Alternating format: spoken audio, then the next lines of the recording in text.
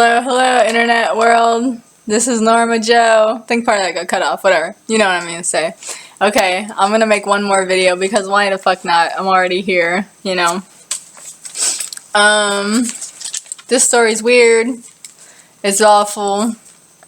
It's, you know, it's just asking for trouble. Let's continue.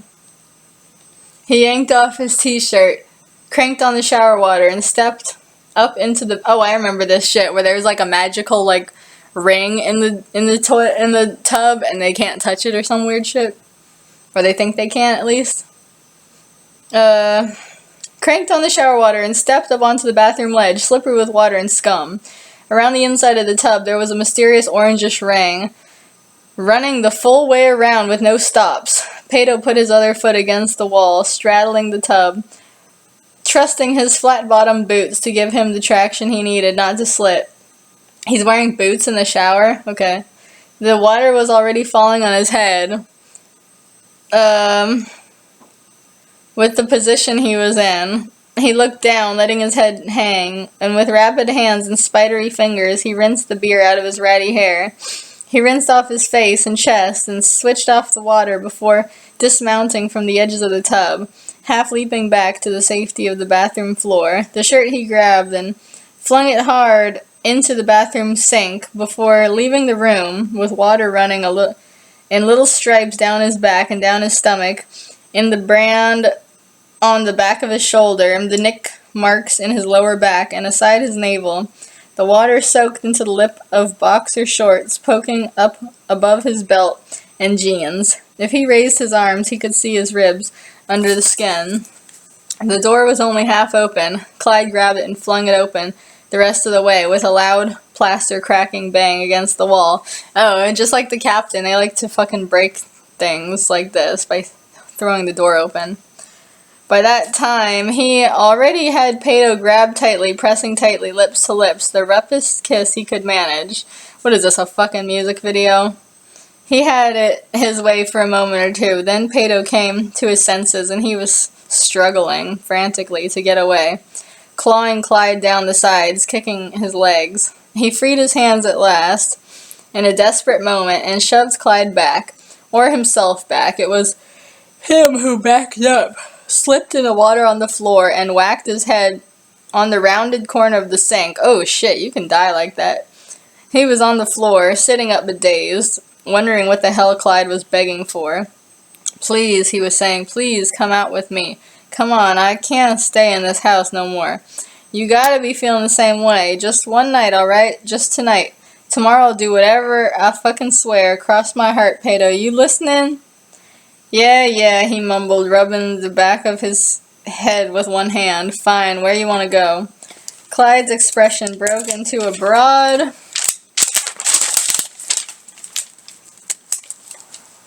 doggish grin, and he gave a sort of desperate laugh. I love you, Pato. Oh god, this is so smeared and dingy. Shut the fuck up. Can't you see I'm bleeding here? Put some motherfucking clothes on. Clyde's way of dressing was rapid. T-shirt, pants that came to his knees. No shoes. No shoes. Maybe he's gonna wear sandals out. I don't know. He rushed back to the bathroom with Pato standing there, but Pato past him by and went back to the living room to rummage for a shirt. What the fuck is that? What you doing? I don't think anybody says that tongue twister of a sentence. He asked impatiently, sort of pleadingly. Looking for a shirt, he said back. You don't need that. Come on, it's hot tonight. Yeah, just go out with no shirt. Enjoy your, the perks of being a man or whatever. No titties and shit. While Pato was ignoring him, hunting down behind the couch, Clyde snuck up behind him, close. You look so good without no shirt. Pato stood up fast, with a hanging brown fabric on his hand, looking threateningly at Clyde. Shoot, ain't that hot? I think that has a double meaning. And I ain't gonna be walking around half naked tonight. You can be the one letting your ass fall out the back of your jeans for all I care. That's funny. He pulled the brown shirt over his head and looked around. Where that kid at? Shoot, don't expect me to know, Clyde answered, but he looked around the quiet apartment anyway. Senka, hey little honey, come on out, where you at? No answer. He and Pato squinted into the dark of the dimly lit apartment, searching until Clyde's eyes fell on the boy, crouched in the bedroom. The bedroom was usually the darkest in the apartment since the windows faced out to the cement wall of the next building over, and now was no exception. Wow, what a depressing thing. But the door which led it to the next living room was open, and Clyde could make out the shape of the table, pushed up against the wall near the bedroom's door, and underneath, sitting there with his knees to his chest, was the boy. Pato caught sight of him quickly after. Boy, what is you doing over there, under there? He called. Come on out, we going. What a sight, Senka thought to himself. All the blood made him sick. Blood on the back of Pato's head like someone spilled dyed soda into his blonde hair. Ew. And blood on Clyde's sides from Pato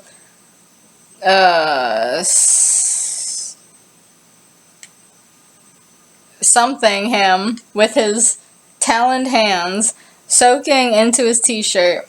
It was enough to make the boy want to vomit. He didn't know which of them looked worse, but he could believe either way that they still wanted to run around. He couldn't believe, maybe it said. If he had wounds, maybe these people are like zombies or something. Like in that one Tales from the Crypt. If he had wounds like that, he'd want to just lick them and go to bed. At least they weren't fighting now, so he could concentrate on his sweet music without all the banging and shouting in the background. Boy, has you lost your hearing now too? Why is you taking so long? You better not be expecting me to come over there and get you. Senka pulled himself up reluctantly from under the table and crept over to his roommates.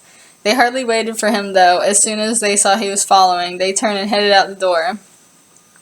The night air was thick and warm, and the cement was heated under their feet.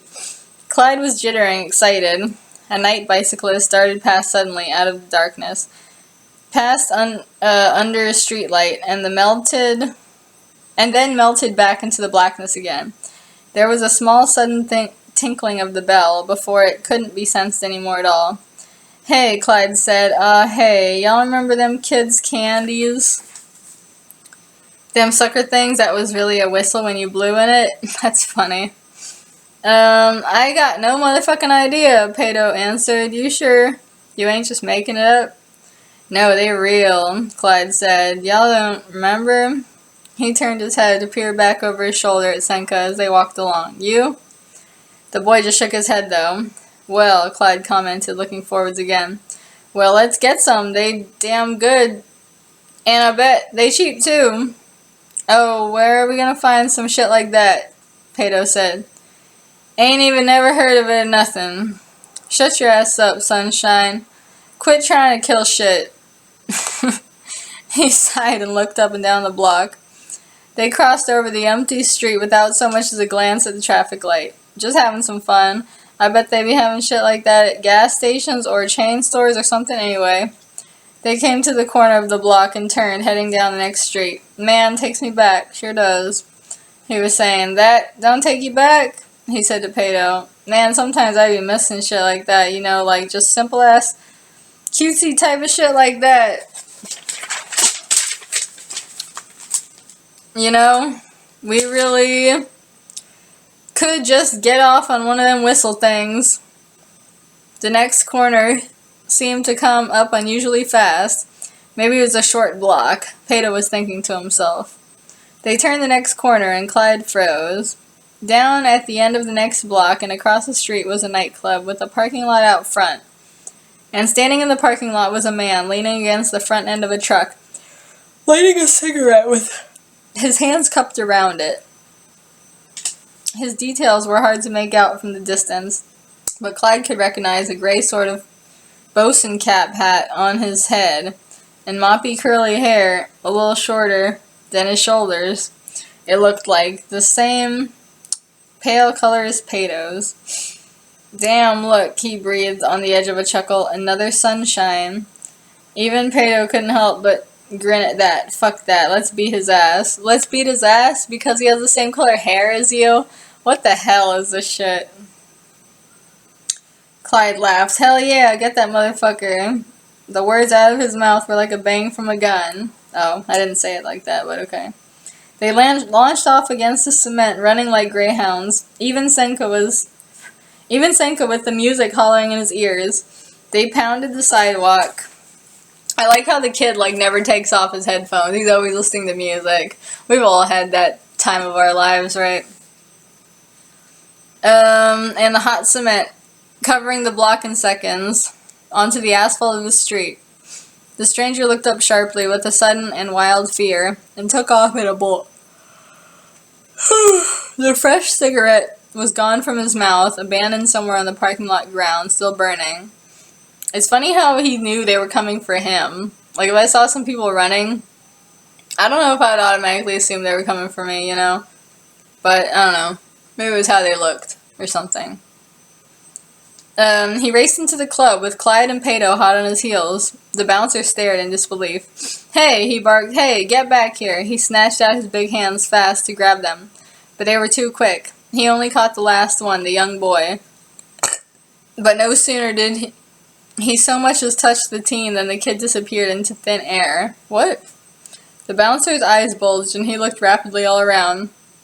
The club inside was the raging storm of people, tsunami waves crashing, strobe lighting, muted laughter and flashes of bodies under the music thunder. God, I miss nightclubs so fucking much. Half-naked women, skinny wild-haired boys, thuggish lookers, huge smiling and smirking girls, tomboys, packed and thrashing together, throwing sweat from their hair and clothes. This is just like a movie scene version of the club. There was no path through that. Running against the wall, the stranger took a sudden leap and took to the air. A bat! Clyde and Peto were right behind hummingbirds just for the speed. I don't think a hummingbird could beat a bat in a fight. That's bad, but maybe they'll change to something else. The stranger changed to match them. They zipped bullet-like over the heads of the crowd, right up against the ceiling. The stranger pulled a dive. He shot down almost into the hair of some dancer and then pulled up again sharply. Where could he go? And then there was the exit. He was racing for it, pushing himself to the edge of his strength, his endurance. God, he could not let those two catch him. Not if they wanted to live. No, not if he wanted to live. The exit door was only seconds away. At the last moment, his minute form switched in a blink into a heavy goat, thrown against the door, bursted open, then back into the hummingbird, back out into the night air. I would have stayed a bat. A bat at least has, like, teeth and stuff. Peto and Clyde darted through the doorway before it slammed itself shut again, past a few drunks resting outside the back of the club, past the street. They covered a block. They covered two. The stranger turned a sharp corner and changed shape, a mutt dog, which seemed to leap out of the thick night air and run, panting heavily, without ever a pause. He bolted off the curb, darting across the street. The other two, fast German shepherds, seemed to be only steps behind him. Suddenly, in an instant, there was an ear-wrenching, blaring siren, and a speeding vehicle came between them. Clyde and Peto leapt back, stumbling over their own paws. Any closer and they would have been under that van.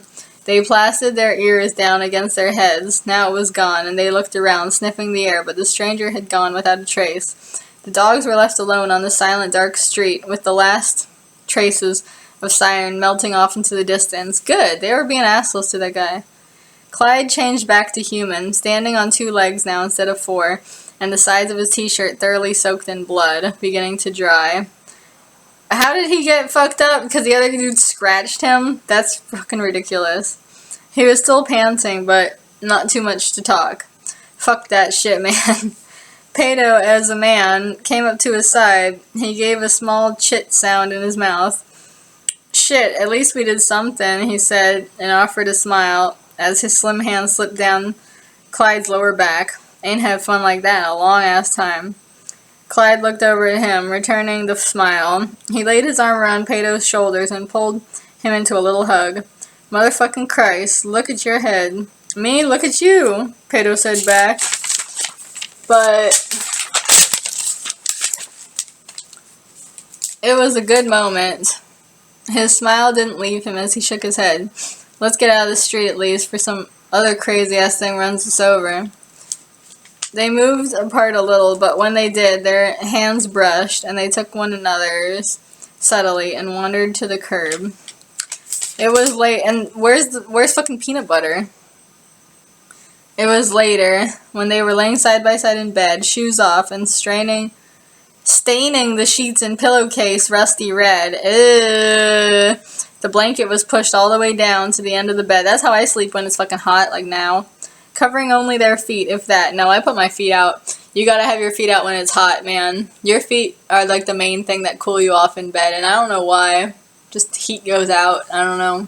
It's weird. Everybody knows that too. It's like, even when it's cold, if you're like, I don't know, if you're under the blanket and everything else is good and you just want to cool off a little bit, you like put your feet out. I remember discussing this with my roommates freshman year of college.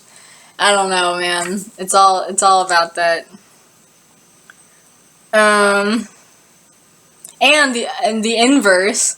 I remember that it was windy and cold one day, and one of my coworkers had a short ass skirt, and we were like, "Aren't you cold?" And she was like, "No, because my toes are covered." And she just had these small ass little flats that were like barely covered the top of her feet, but they did cover her toes. So she was like, "If my toes are covered, I'm warm." So, you know, I don't know.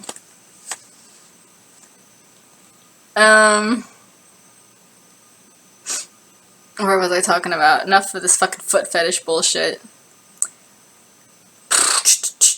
Pato shifted a little, so he was lower than Clyde. And opened up one of the slits in his shirt with his slim fingers. Is that the only slit he's opening up?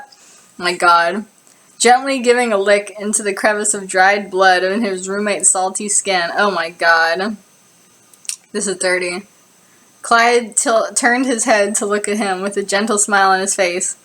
You ever, like, be getting some weird feelings about right and wrong sometimes? You mean like reading a story like this, which is obviously cancel fuel? I don't know. Yeah, maybe a little bit. Pato slowed down his little tongue and slowly looked up towards his roommate. Oh my God, this guy's giving like the fucking... What is that when you eat somebody out on their period and then you get like a blood mustache? That's what he's doing, but on his roommate's like side. No comment. And all comments. Pato slowed down his little tongue and slowly looked up towards his roommate. He scooted up on the bed, making them at equal level. What crazy stuff is he talking about now? Ain't crazy, he said, and then thought about it for a moment. If it is shit, thoughts and shit is supposed to be crazy. There might be some depth to that. No, they ain't, Pato answered. If your thoughts is crazy, then you is crazy. Man, shut up, Clyde said. And can't you see I'm trying to tell you something? Shit, obviously you ain't able to stop acting a bitch for 2 seconds. Oh my God. Okay. I only have 1 minute left, so I'm just gonna like stop it right here and continue later. Okay. This is the story. This is from 2008 because this is the story that I showed to the guy who lives above me in the dorm room, and he was making fun of me and saying these people, he was just making fun of me for their accents and stuff. I was obviously going for like a redneck accent, but like, yeah, I think by today's standards it sounds more like white people trying to imitate what they think black people talk like or whatever. It's all very cancel-y, man. Like, this is probably the worst one yet. This makes all that kink farm shit look like fucking heavenly angels and shit. This shit is bad. And I don't mean bad, like badly written, I just mean like, and it's really trippy too, like what the fuck, I know the chapter was called Changelings, so that should probably say it all, that they were just like changing into all these different animals and stuff.